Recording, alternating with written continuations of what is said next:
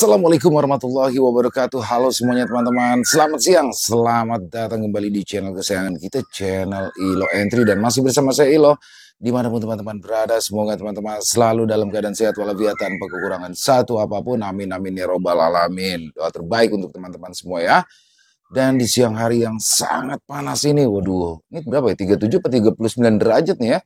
Jakarta, di kota teman-teman gimana nih panasnya? Sama panasnya apa hujan atau gimana nih? Tapi apapun itu semoga membawa kebaikan, keberkahan untuk kita semua ya. Amin amin ya rabbal alamin. Dan pada kesempatan yang baik ini saya akan membawakan satu kisah dari Rana Smita, kisah Surya Yuda. Wow, kisah yang makin menarik ya dari hari ke hari teman-teman ya.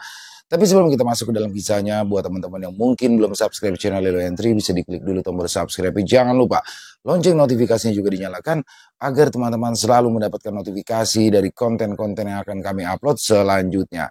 Dan untuk channel Ilo Entry kami upload setiap hari teman-teman ya, setiap siang jam 12 siang waktu Indonesia bagian Barat. Oke, nggak pakai berlama-lama lagi, pasti udah nggak sabaran kan untuk masuk ke dalam kisahnya. Kita langsung saja masuk ke dalam kisahnya. Dari halaman belakang rumah Bang Ilo, kita menuju ke Jawa Tengah.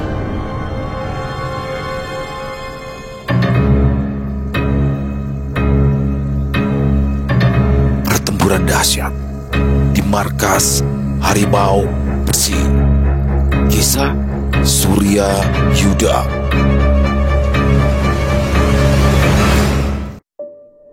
Banyulingga membawa para budak menuju tembok selatan, titik dengan keamanan terendah di benteng itu.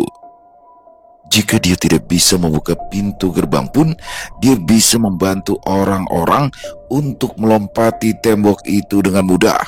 Namun, sesampainya dia di tempat ini, dia terperangah. Ada lubang yang cukup dilalui tubuh pria dewasa di tembok selatan. Banyulingga menebak jika ini adalah ulah dari Gendon. Anak itu benar-benar ajaib. Dia membawa orang-orang itu keluar dengan tertib, berusaha untuk tidak menarik perhatian penghuni tempat itu. Sementara itu, begitu Banyulingga dan rombongannya tak lagi terlihat, Surya Yuda mengeluarkan Surya Buntala dari cincin penyimpanan.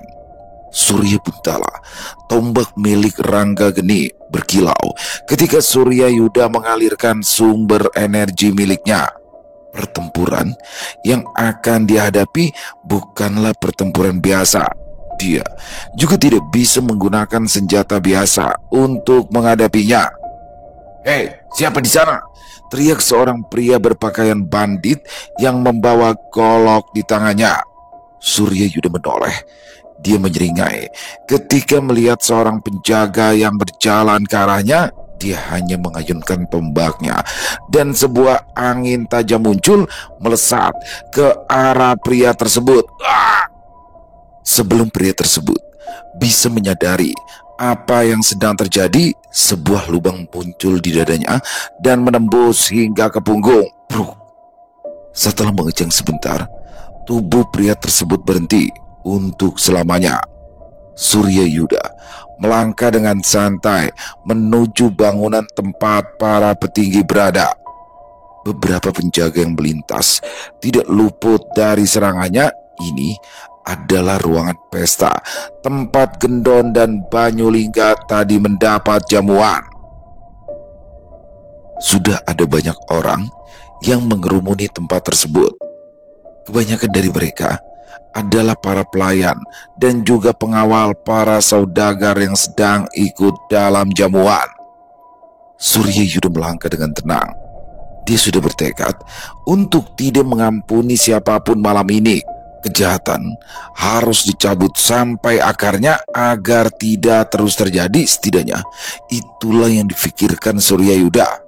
"Hei, siapa kau?" teriak seorang pria berbadan kekar dengan pakaian hitam kasar, pakaian yang biasa digunakan oleh para pengawal keluarga bangsawan. Surya Yuda tidak menjawab. Ia terus melangkah hingga jarak yang memisahkan mereka tidak lagi banyak. "Hei, kau bisu ya? Siapa kau?" tanya orang itu lagi. Surya Yuda menghentikan langkah tepat di depan bangunan, menatap mereka satu persatu. Orang-orang di sana menjadi waspada. Semua orang yang memiliki senjata langsung mengeluarkannya begitu merasakan ada niat membunuh yang merembes keluar dari tubuh Suryayuda. Malam ini, aku akan menjadi algojo untuk semua orang yang berada di tempat ini. Suryayuda mengangkat tombaknya. Tombak yang awalnya hanya memiliki panjang 2 depak kini menjadi lebih panjang, seperti tombak pada umumnya. Ujung tombak tersebut terbuat dari perak dengan ukiran mahkota matahari. Ketika mata tombak tersebut terkena pantulan obor, kilaunya menyilaukan mata. Hei, anak muda, jangan macam-macam. Ini adalah markas harimau besi. Kau tidak bisa berbuat semena-mena di tempat ini. Senyuman dingin terbit di wajah Suryayuda. Harimau besi atau harimau ompong, bagiku tidak ada bedanya. Aku akan menghabisi semuanya, dimulai dari kalian. Hei, kau pikir siapa dirimu bisa mengatakan itu? Bahkan seorang tumenggung tidak berani bernafas keras di tempat ini. Hanya seorang anak muda sepertimu. Bisa apa kau? Ejek seorang pemuda, namun pria tua di belakang pemuda itu segera menarik lengannya. Hei, apa kau tidak lihat? Jika tombaknya adalah tombak sakti, jangan gegabah. Pemuda itu baru menyadari kesalahannya setelah melihat lebih teliti tombak di tangan pemuda itu. Dia merasakan keringat dingin membasahi tulang belakangnya. Pria tua itu maju dan menunduk kepada Suryayuda.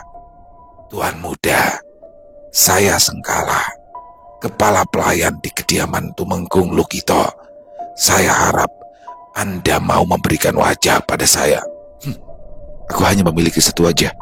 Kalau kuberikan padamu, lalu bagaimana denganku? Ini wajah Sengkala memerah. Sebagai kepala pelayan di kediaman Tumenggung, dia sangat dihormati. Namun, pemuda yang mungkin seumuran dengan cucunya ini berani mengatakan hal itu kepadanya. Kau akan menyesal. Tunggal, serang! Seorang pemuda dengan wajah garang maju ke samping Sengkala dan mengangguk. Baiki.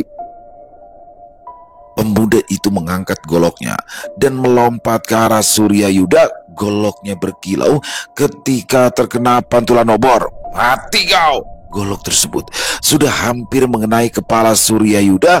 Pemuda itu menyeringai seolah melihat kepala Suryayuda terbelah oleh goloknya. Namun yang terjadi selanjutnya membuatnya tertegun.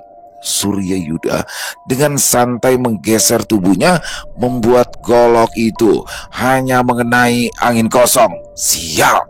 Sebelum Tunggal menarik goloknya lagi, Suryayuda dengan santai menampar wajah pemuda itu dan meninju perutnya. Tunggal membentur tanah dengan keras setelah terlempar beberapa tombak karena pukulan Suryayuda. Pemuda itu menggeliat kesakitan di tanah. Wajahnya bengkak dan darah mengucur deras dari mulutnya. Tubuhnya mengejang dan beberapa tarikan nafas selanjutnya hawa kehidupan menghilang dari tubuhnya. Kurang ajar! Begitu tubuh Tunggal berhenti mengejang, Suryayuda menatap Sengkala dengan sinis. Ini pengawal terkuat yang Lukito miliki. Lemah. Ini belum seberapa anak muda. Sengkala menoleh pada beberapa pengawal lain. Serang dia, jangan biarkan dia menghina tuan kita. Mereka mengangguk dan menyerang Suryayuda dengan formasi kurungan. Melihat itu, Suryayuda tersenyum tipis. Bahkan pengawal keluarga Lukito memiliki uang untuk mencari jurus-jurus formasi pengurungan. Meski bukan formasi terbaik, tetapi itu adalah sesuatu yang luar biasa karena tidak banyak orang yang mampu membeli kitab-kitab tentang formasi pertarungan. Meski formasi di hadapannya mengesankan, tetapi dia adalah Suryayuda, mantan prajurit puting beliung yang sudah pernah menghadapi ratusan formasi pertarungan yang mematikan dari musuh-musuhnya. Ini semua bukanlah apa-apa dibanding medan perang sesungguhnya. Hanya dengan 3 gerakan, Suryayuda berhasil menghancurkan formasi itu dan menjatuhkan semua lawannya. Bagaimana mungkin? Ini formasi terbaik keluarga Lukito hancur begitu saja. Sengkala yang awalnya merasa di atas angin, kini wajahnya memerah karena marah. Bahkan formasi terbaik yang dimiliki keluarga Lukito seperti sampah di hadapan pemuda itu. Rasa takut mulai merayap dalam hatinya.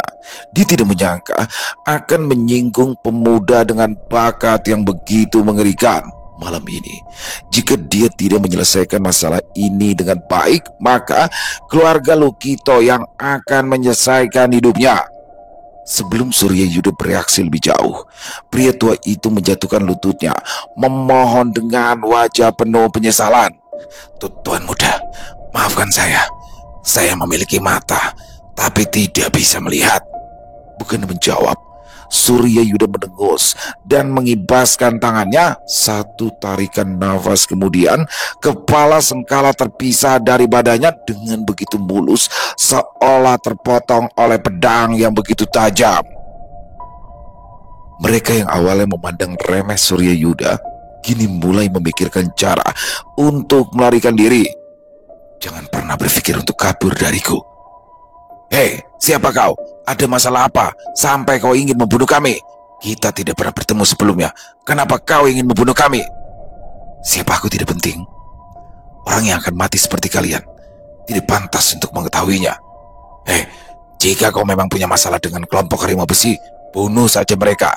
Kami hanya tamu di sini, ucap salah satu orang yang diangguki oleh teman-temannya. Kalian pikir aku bodoh? Jangan kira aku tidak tahu urusan kerjasama di antara kalian.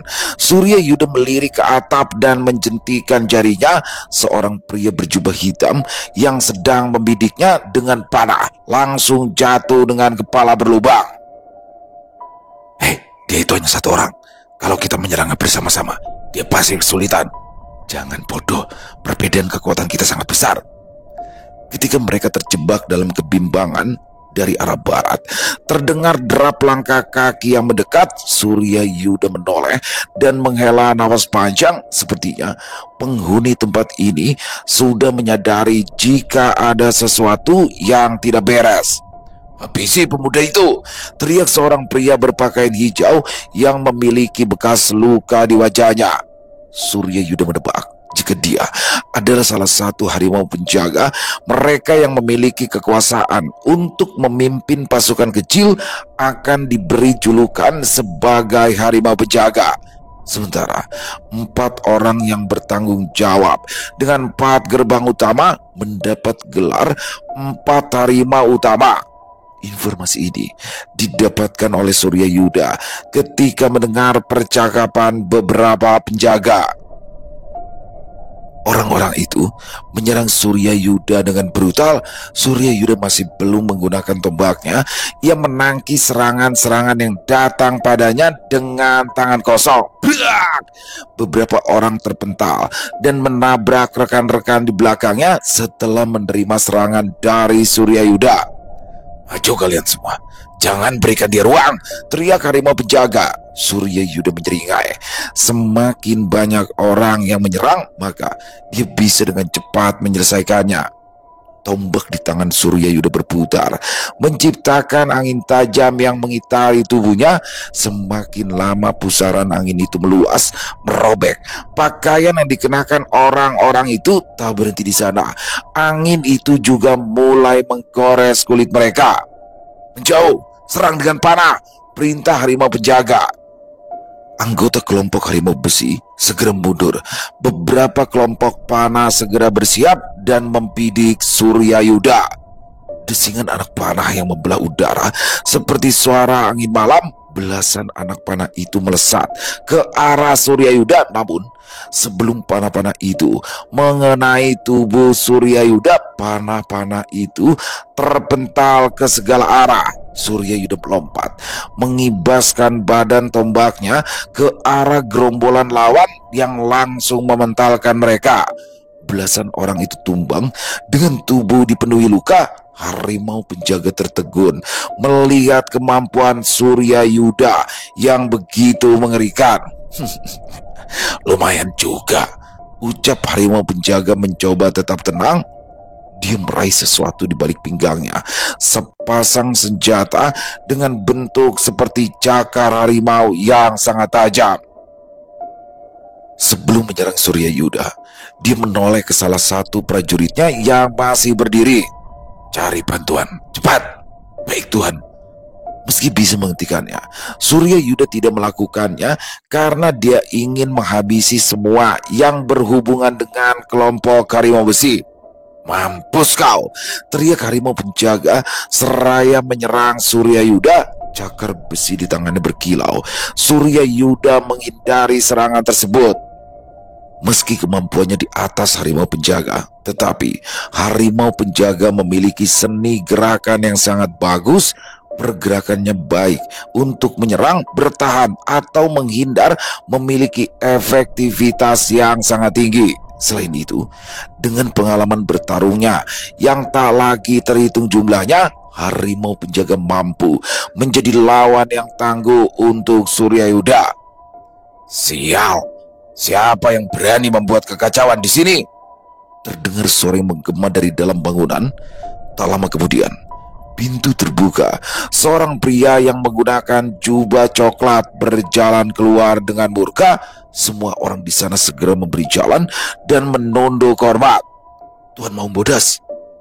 Pria tersebut hanya mendengus pelan, tidak menjawab sapaan itu. Tatapan tajamnya jatuh pada Suryayuda yang berdiri gagah dengan tombak matahari di tangannya.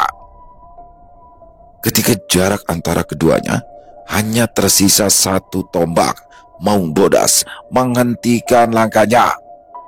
Dia menatap Suryayuda dalam-dalam, mencoba menebak identitas dari pemuda itu. Namun, dia tidak memiliki gambaran tentang pemuda itu sama sekali. "Siapa kau? Apa kau tahu akibat dari perbuatanmu ini?" Suryayuda tersenyum sinis. "Aku Suryayuda, dan aku sangat tahu akibat dari semua ini."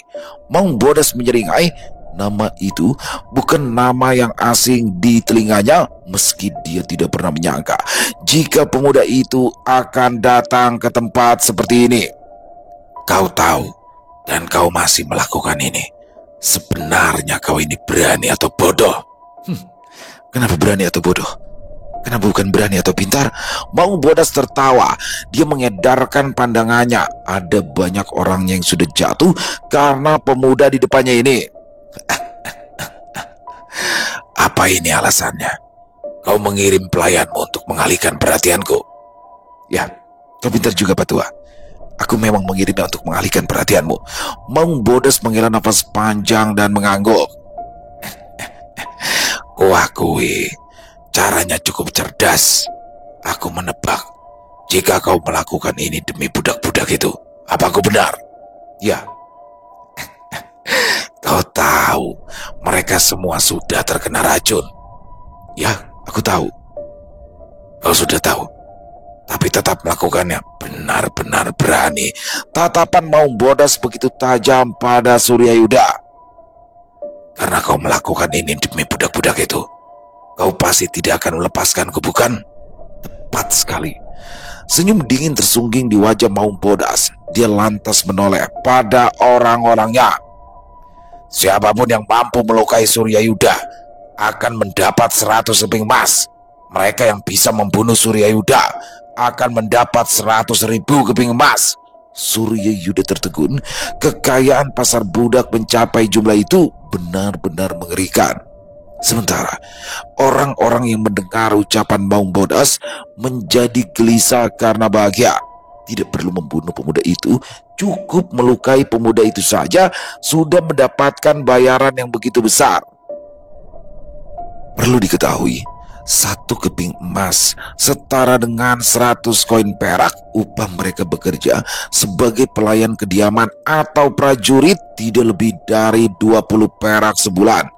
Jika mendapat 100 emas, maka mereka tidak perlu bekerja selama beberapa tahun. Tatapan mereka menjadi buas. Sementara Suryayuda hanya bisa tersenyum. Lawan-lawannya memiliki motivasi untuk melukainya. Segala rasa takut di hati mereka telah tertutup dengan janji yang diberikan Maung Bodas. pertarungan ini akan menjadi lebih menantang. Tanpa menunggu lama, mereka segera menyerang Suryayuda sementara Maung Boda segera menjauh.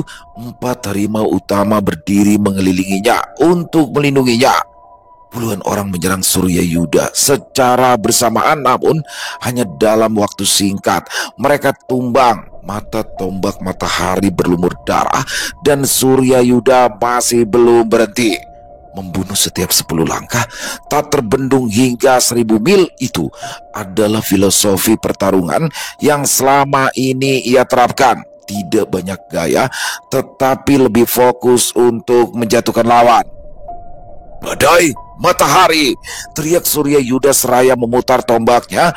Pusaran angin yang awalnya tajam kini berubah menjadi hawa panas membakar. Harimau Utara menyaksikan pertarungan ini dengan gelisah. Semakin lama, semakin banyak anak buahnya yang tumbang. Dia tidak bisa membiarkan hal ini terus terjadi. "Tuanku, izinkan aku melawannya." "Majulah," ucap Maung Bodas mengizinkan. Harimau Utara mengangguk dan mengeluarkan cakar besi dari pinggangnya. Tanpa basa-basi, dia langsung menyerang Suryayuda. Trang! Ketika Suryayuda melihat kilatan cakar besi hampir menyambar kepalanya, dia mengayunkan tombak matahari dan menangkisnya. "Senting, sebesar apa tenaga dalam bocah ini?" geram Harimau Utara yang merasa tangannya menjadi kebas ketika berbenturan dengan Suryayuda. Suryayuda juga tidak kalah kaget. Dia sudah mengalirkan sumber energi, tetapi tetap saja benturan itu sedikit mempengaruhinya, yang artinya tenaga dalam Harimau Utara begitu tinggi. Jika saja ia hanya mengandalkan tenaga dalam seperti dulu, sudah barang pasti dirinya akan terluka parah karena benturan itu. Sementara itu, Harimau Utara melihat ekspresi Suryayuda tersenyum tipis. "Kenapa kau terkejut? Ini baru satu harimau penjaga. Jika kami bergabung, kau bukan tandingan kami lagi." Suryayuda terkekeh. "Aku tadinya berpikir 4 harimau utama adalah sosok mengerikan, tapi ternyata aku memandang kalian terlalu tinggi." "Hei, apa maksudmu?" "Daripada menyebut kalian 4 harimau utama, kalian itu lebih layak disebut sebagai 4 kucing penjaga." Dari kejauhan, 3 harimau utama menjadi begitu geram ketika mendengar ucapan Suryayuda. Mereka adalah 4 harimau utama yang sangat dihormati di pasar budak. Orang-orang akan menunduk dengan penuh rasa hormat ketika mereka lewat. Tetapi pemuda itu dengan begitu berani menghina mereka di depan mereka. Bagaimana mungkin mereka akan diam? Harimau Selatan sebagai yang tertua di antara mereka berempat segera membungkuk kepada Maung Bodas. "Tuanku, izinkan kami memberi pelajaran pemuda itu." Maung Bodas hanya mengangguk. Ketiganya segera melesat menyerang Suryayuda. Gerakan mereka berempat begitu cepat. Meski mereka hanya berempat, tetapi karena kecepatan gerakan mereka, bayangan mereka terlihat seperti 16 orang. Suryayuda menarik nafas panjang. Ia memejamkan mata dan telinganya, fokus mendengar langkah kaki 4 harimau utama. Trang, trang, trang. Setiap serangan berhasil ditangkis. Bahkan Suryayuda masih bisa memberikan beberapa serangan yang menyudutkan mereka berempat. Pertarungan menjadi begitu intens ketika 4 harimau mulai mengeluarkan jurus-jurus terbaik milik mereka. Pertarungan terus berlanjut hingga satu penanakan nasi berikutnya. Tras! Suryayuda lengah karena terlalu fokus menekan mereka hingga tak sadar jika pertahanannya terbuka. Lenguh Suryayuda ketika punggungnya terkena cakaran harimau selatan. Di kejauhan, Maung Bodas mulai gelisah. 4 harimau utama memang bukan orang terbaik yang ia miliki, tetapi kemampuan mereka juga jauh di atas rata-rata. Dan mereka membutuhkan waktu begitu banyak hanya untuk menorehkan satu luka. Kemampuan pemuda ini sangatlah mengerikan. Dia mulai berpikir untuk kabur sebelum semuanya terlambat. Kekuasaan bisa dicari, tetapi nyawa tak bisa diganti. Menggunakan teknik terbaiknya, Maung Bodas segera pergi meninggalkan markas. Tubuhnya melesat bagai bayangan. Hanya dalam beberapa tarikan nafas, Maung Bodas benar-benar menghilang. Sementara itu, Surya Yuda berniat mengejar Maung Bodas, namun keempat harimau utama itu tidak melepaskannya. Surya Yuda menggeram. "Hei, kalian cari mati? Kau pikir kami takut mati, ha?" seru harimau timur. "Asal tuanku bisa selamat, aku tidak keberatan jika harus mati," timpal harimau barat. "Adik-adikku, jangan biarkan dia kabur." Derap langkah kaki terdengar dari penjuru gerbang utama. Ratusan orang bergerak mendekati tempat itu dengan murka. Surya Yuda tidak menyangka jika bantuan lawan akan datang secepat ini. Meski dia berniat menghancurkan semua yang terlibat, tetapi sasaran utamanya adalah Maung Bodas. Seekor ular akan tetap hidup meski tanpa ekor, tetapi begitu kepala ditebas, hidupnya akan berakhir. Percuma dia menghabisi semua orang jika otak dari semua ini masih berkeliaran. Harimau selatan menyeringai. "Semuanya, serang!" Surya Yuda diserang dari segala sisi. Tombak matahari tangannya berputar dengan cepat, menghantam para penyerangnya tanpa pandang bulu. Namun, secepat apapun dia bergerak, musuhnya terlalu banyak. Ada beberapa pembokong yang terus membidiknya dari berbagai arah, membuat konsentrasinya ikut terpecah. Beberapa senjata rahasia berhasil melukainya. Meski tidak begitu serius, tetapi itu tetap saja mengganggunya. Dan bagus, Gendon datang. Yuhu! Di tengah pertarungan yang kian memanas, Surya Yuda mendengar suara Gendon dari arah selatan. Pemuda bertubuh gempal itu melompat dengan senyuman lebar. Dia menabrak beberapa orang yang hendak menyerangnya hingga terpental. Kalian berani sama Gendon? Rasakan ini." Gendon menyundul beberapa orang dengan perutnya yang buncit.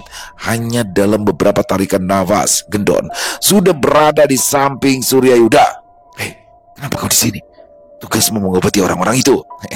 "Tenang, Den, mereka semua aman. Ada guru yang lagi memeriksa mereka." "Guru? Apa yang datang?" Gendon mengangguk. "Gak cuma guru, Den, mereka juga datang." Gendon menunjuk satu titik. Seorang gadis dengan gaun berwarna kuning dafodil sedang bertarung dengan lincah. Setiap pukulannya akan menumbangkan lawan. "Ningrum?" Surya Yuda membelalak tak percaya. "Gak cuma Ningrum, Den, Ono juga datang no." Gendon menunjuk gadis yang menggunakan jubah biru sedang bertarung dengan begitu gagah. "Mangganis, dia juga datang." Surya Yuda masih belum paham kenapa orang-orang ini ada di tempat ini. Pikiran tersebut membuatnya lengah. "Dan bagus, awas Den!" Gendon berusaha menarik Surya Yuda. Tetapi sebelum pemuda bertubuh gempal itu bereaksi, sebuah pisau lempar menancap di punggung Surya Yuda. "Aduh, maaf Den bagus. Gara-gara Gendon ngajak ngobrol malah begini." Gendon merasa bersalah seketika karena dirinya Surya Yuda kehilangan fokus dan membuatnya terluka. "Tenang, aku baik-baik saja."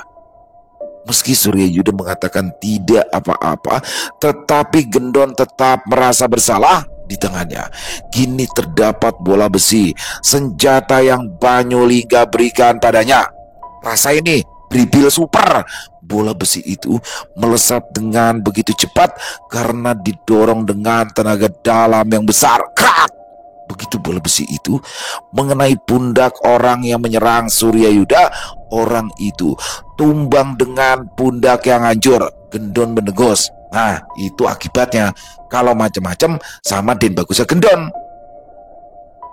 Sementara itu, meski tubuhnya terluka, tetapi Surya Yuda masih bisa bertarung tanpa kesulitan. Kedatangan Gendon memang mengejutkannya, tetapi itu membuatnya juga merasa terbantu.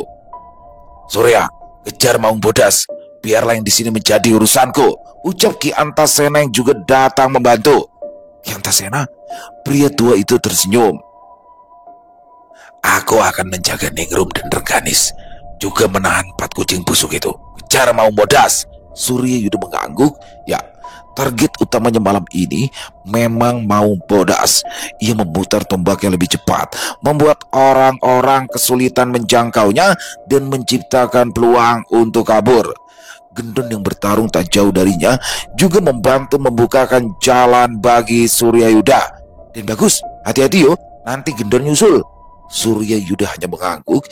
Ia menyalurkan sumber energi ke kakinya dan bergerak ke arah Maung Bodas pergi.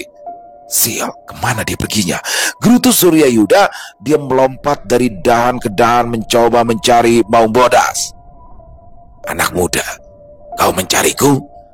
Surya Yuda berhenti dan berpijak di sebuah dahan. Dia berbalik melihat seorang pria yang menggunakan jubah coklat sedang berdiri tak jauh darinya. Hal ini membuat Surya Yuda waspada. Sejak tadi dia mencari keberadaan Maung Bodas dan tidak bisa merasakannya, dan sekarang pria tersebut muncul di sana. Terkejut? Ya, kuakui kau memang kuat dan seni bertarungmu sangat tinggi. Tapi ini dunia persilatan, tempat di mana kekuatan saja tidak cukup. Kau harus memiliki akal yang licik untuk bisa bertahan di dunia yang kejam ini. Surya Yuda mendengus. Orang-orang sepertimu yang membuat dunia menjadi kejam, Ki Maung. Naif, benar-benar naif. Kau memperjualbelikan manusia, membuat nyawa mereka seperti tidak ada harga. Kalian menggunakan racun yang bahkan kalian sendiri tidak memiliki penawarnya. Surya Yuda, kau memang kuat dan jenius dalam hal bertarung. Tetapi jika pemikiranmu tetap seperti ini, kau akan mati muda. Kau tidak akan bisa merasakan hari tua. Tua atau muda, selama waktuku digunakan untuk kebaikan, aku tidak keberatan. Kau mengatakan hal itu seperti keluargamu baik saja. Keluargaku tidak pernah menjual orang lain seperti kalian. Maung Bodas menatap Surya Yuda dengan tatapan dalam. Tapi kalian merampas nyawa orang lain dengan dalih menjaga kerajaan. Sudah berapa banyak wanita yang menjadi janda karena suaminya mati di medan perang? Berapa banyak anak yang kehilangan ayahnya? Berapa ibu yang kehilangan putranya? Setelah dipikir-pikir, nyawa yang pasar budak hilangkan terlalu jauh jika dibandingkan dengan nyawa yang kalian hilangkan. Kami tidak merampas mereka. Kami menerima mereka yang mendaftar sukarela tanpa paksaan. Apa kau yakin? Ya, tentu saja. Maung Bodas kembali terkekeh. Surya Yuda, sebetulnya aku tidak ingin mengatakan ini. Namun sebelum kau mati, aku ingin kau tahu satu hal. Ada banyak batalion yang melakukan perekrutan paksa untuk menambah prajurit. Mereka dipaksa. Siapa yang menolaknya maka keluarga mereka akan diganggu. Entah itu diperas atau dilecehkan. Omong kosong. Tak peduli kau percaya atau tidak, aku hanya mengatakan yang sebenarnya. Dan sekarang aku akan membunuhmu. Tanpa menunggu Surya Yuda menjawab, Maung Bodas mengeluarkan sepasang cakar putih. Surya Yuda tidak tahu cakar itu terbuat dari apa. Yang jelas dia merasakan tekanan yang kuat ketika cakar tersebut muncul. Harimau mengamuk. Maung Bodas menjejakkan kaki di dahan pohon dan melesat menyerang kepala Surya Yuda menggunakan tombak matahari miliknya. Surya Yuda menangkis serangan itu, menimbulkan suara dentingan yang memekakan telinga. Gerakan mereka begitu cepat, melompat dari satu dahan ke dahan lain. Saking cepatnya, jika ada yang melihat pertarungan ini, mereka hanya melihat kilatan cahaya emas dan putih yang saling berbenturan. Pertarungan mereka berdua semakin menggila, baik menyerang maupun bertahan. Mereka bergerak begitu cepat dengan refleks yang mengerikan. Setiap serangan menyasar ke titik vital, tetapi belum ada di antara keduanya yang terluka. Entah berapa lama waktu yang mereka habiskan, tetapi pertarungan seperti sudah mencapai puncaknya. Surya Yuda merasa jika sumber energi miliknya terkuras dan hampir habis, membuatnya berpikir jika pertarungan ini bisa segera berakhir. Beberapa luka sudah tertoreh di tubuh masing-masing.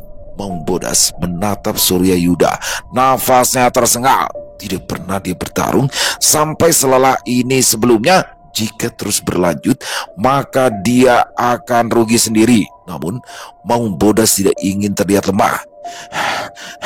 Kau tidak ingin segera berakhir kan? Aku akan mengabulkannya.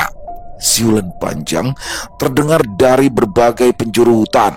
Beberapa orang muncul dan bergerak ke arah Surya Yuda dengan cepat. Kau pasti hanya mengetahui tentang 4 harimau utama kan?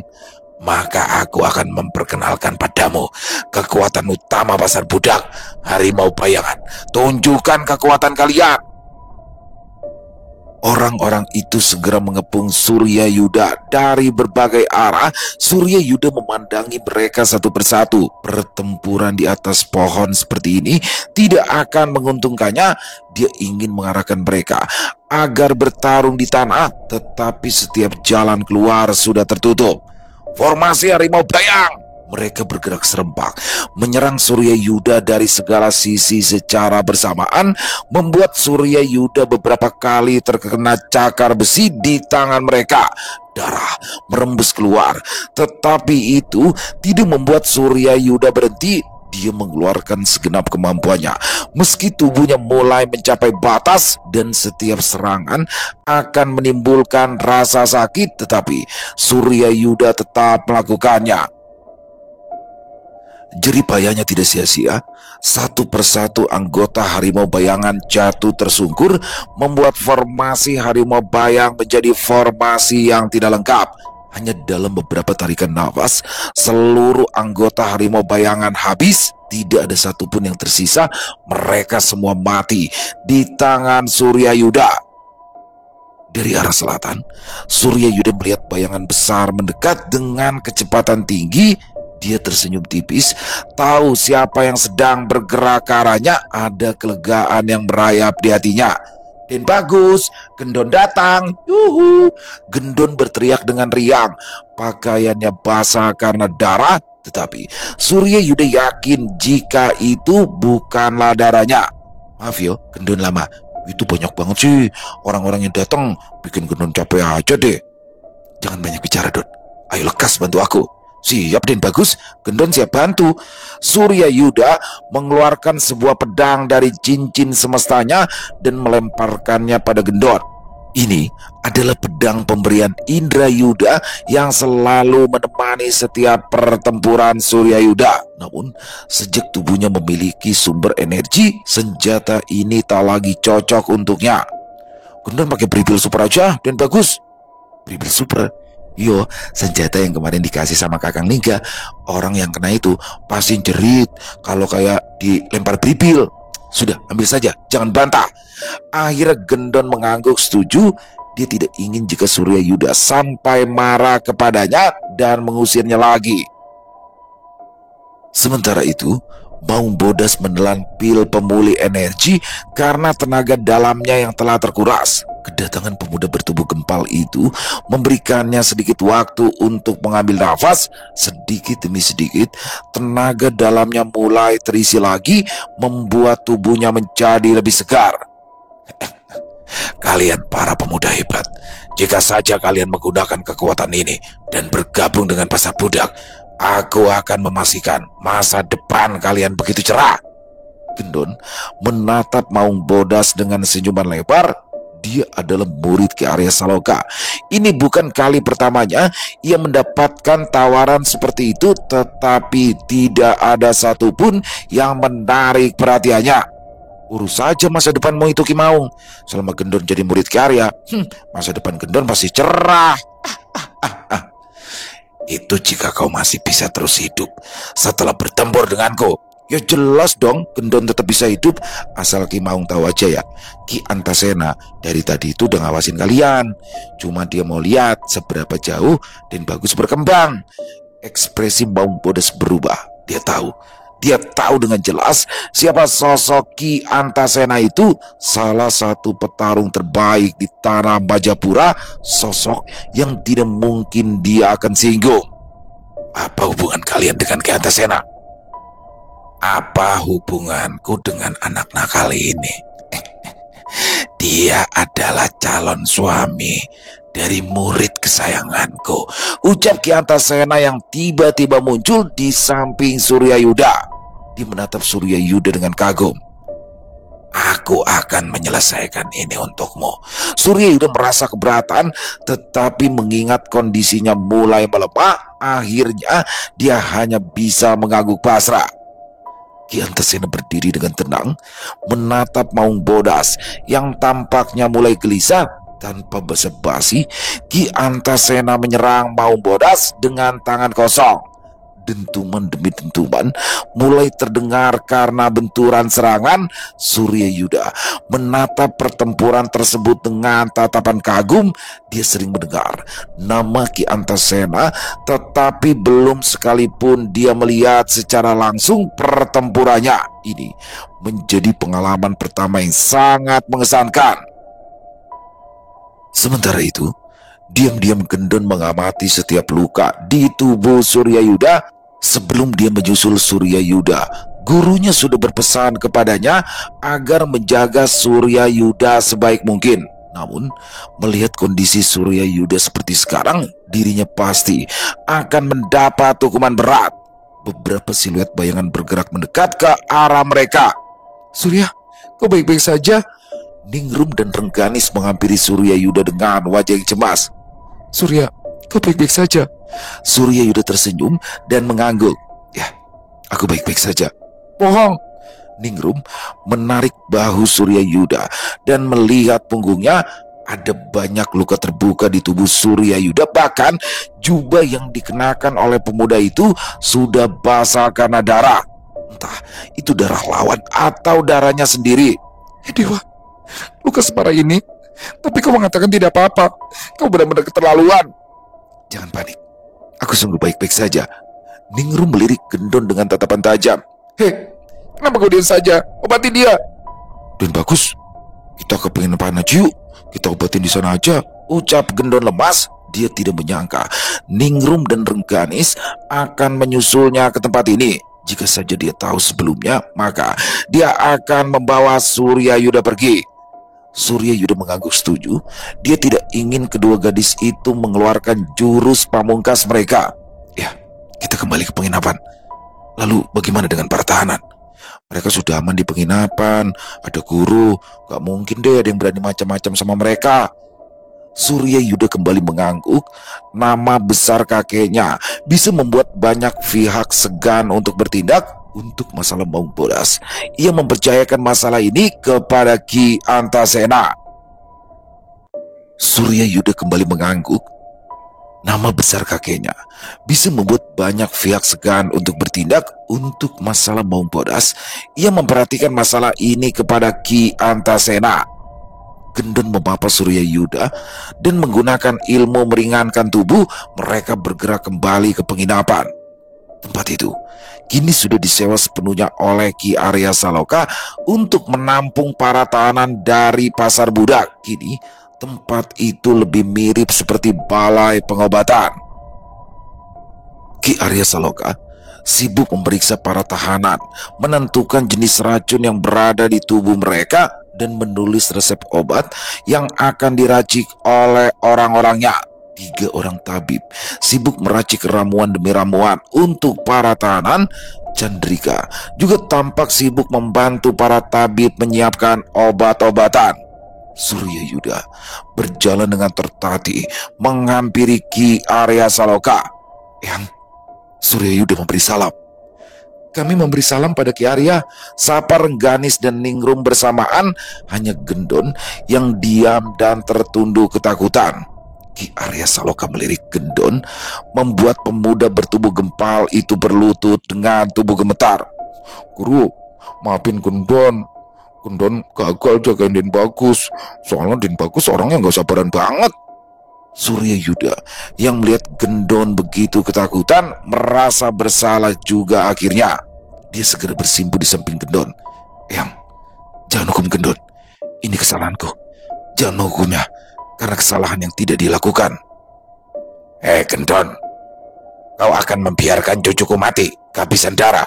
Gendon mengangkat wajahnya dan segera menyadari kesalahannya. Enggak gitu guru. Yaudah, Gendon ngobatin diri bagus dulu ya.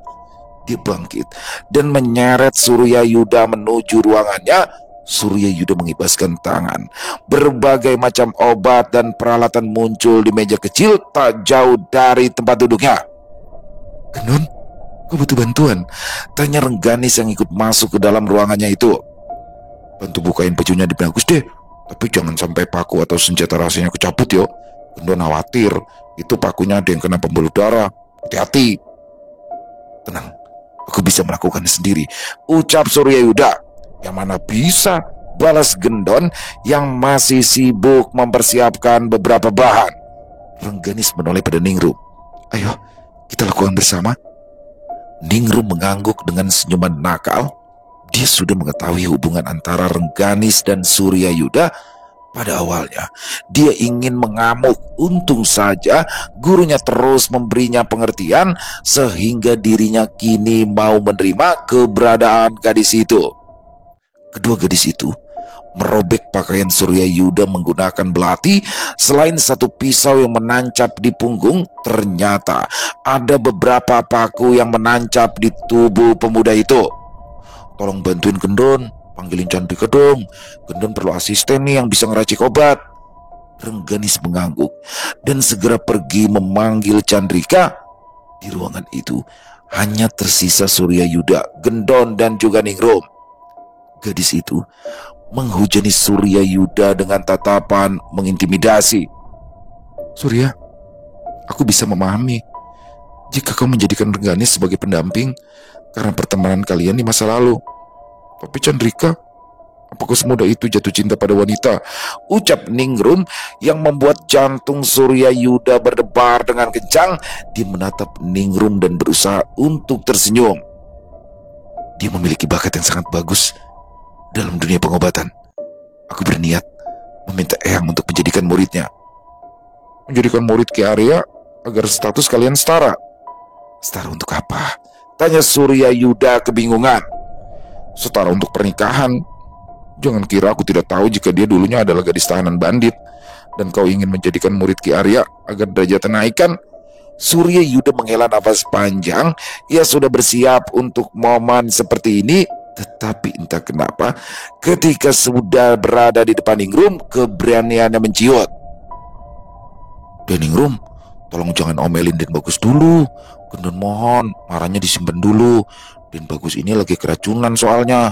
Gendon harus ekstra fokus buat bikin ramuan. Keracunan? Ningrum mulai panik.